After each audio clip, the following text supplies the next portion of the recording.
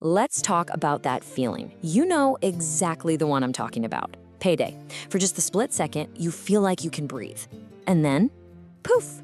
It's like the money just vanishes before you even get a chance to think about it. So why does that happen? Why does your paycheck seem to disappear the second it hits your account? Well, it's a super valid question, and in this explainer, we're gonna get into why this is happening to so many of us, and talk about one small but pretty powerful step you can take to start fighting back.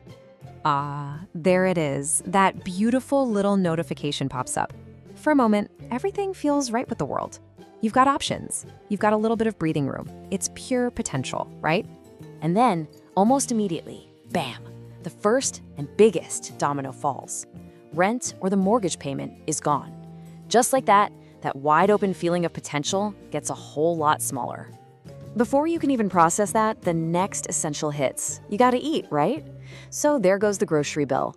And suddenly what's left is just a tiny fraction of what you started with. And we haven't even mentioned car payments, utilities, or student loans. That breathing room, yeah, it's gone. So if that little play-by-play we just did feels, well, painfully familiar, I really want you to hear this. You are not imagining it. This pressure, this feeling that your money is already spent before you even get it, it's a very real thing for a whole lot of people. Okay, so let's zoom out from that personal feeling for a second and look at the big picture. Because honestly, seeing the scale of this whole thing is a huge part of understanding the problem. 65%. Just let that number sit for a moment. A recent survey found that's the percentage of Americans right now who are living paycheck to paycheck. That's almost 2 out of every 3 people you meet who are stuck in that exact same cycle, where their income is just barely covering their expenses. And here's the thing, it's not even a stable problem, it's actually getting worse. The data shows that just last year, that number was 58%. So the pressure is building, and more of us are getting pulled into this cycle.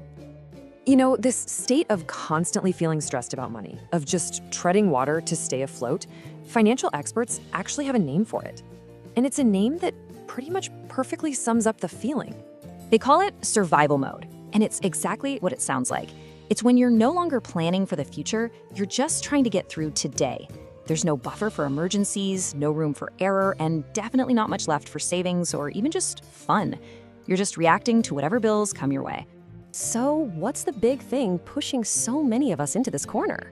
Well, the data points to one main culprit: inflation. The cost of everything, from gas to groceries to rent, is going up, which means the same paycheck just doesn't go as far as it used to. This quote from the source material just nails it. It really does capture that overwhelming feeling. It's not just that things are a little pricier, it's this constant, relentless flood of rising costs from every direction. It can absolutely feel like it's totally out of your control.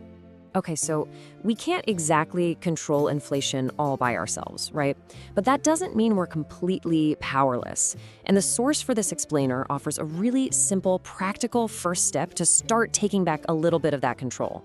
The idea is to check your money mood. It's a super simple 3-step thing. Before you make a purchase that isn't an absolute necessity, just pause, take a breath, then ask yourself, what's my money mood right now?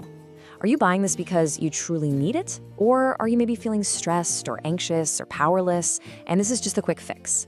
Spotting that emotional trigger is the whole game. It's the key to breaking a habit that can make a tight situation even tighter.